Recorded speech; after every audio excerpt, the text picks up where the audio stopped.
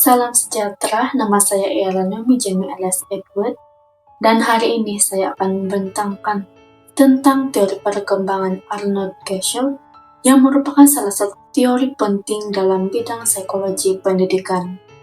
Teori ini menjelaskan bahwa kanak-kanak berkembang secara semula jadi dipengaruhi oleh faktor biologi dan genetik, bukan semata-mata hanya disebabkan oleh persekitaran.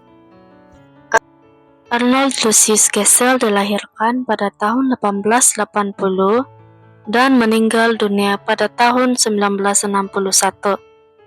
Beliau ialah seorang ahli psikologi dan pakar pediatrik dari Amerika Serikat serta dianggap sebagai perintis penyelidikan saintifik dalam perkembangan kanak-kanak. Gesell banyak menjalankan pemerhatian dan rekaman video terhadap kanak-kanak bagi mengenal pasti bagaimana mereka berkembang dari segi fisikal, emosi, dan sosial.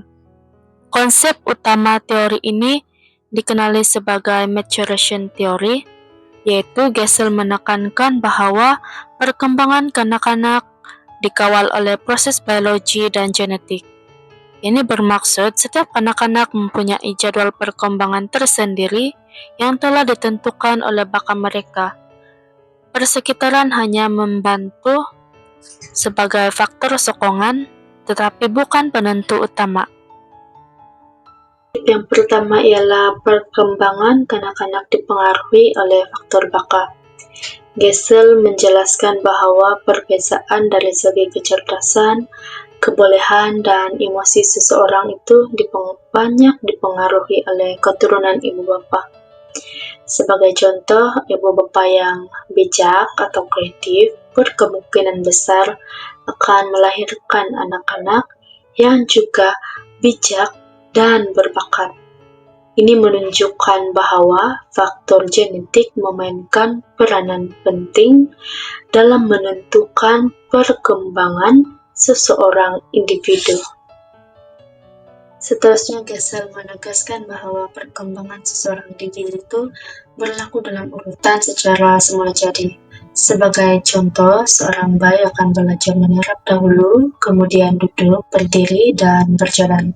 Setiap tahap ini berlaku mengikut kematangan biologi mereka, yang mana ia berbeda bagi setiap individu.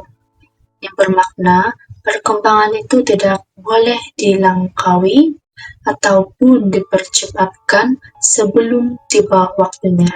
Prinsip yang ketiga pula menekankan bahwa perkembangan individu berlaku dalam kadar yang berbeda. Sebagai contoh, seorang bayi sudah mulai berjalan seawal usia 8 bulan, manakala bayi yang lain mulai berjalan hanya apabila mencapai usia 1 tahun atau lebih. Kedua-dua keadaan ini adalah normal karena setiap individu mempunyai kematangan biologi mereka sendiri.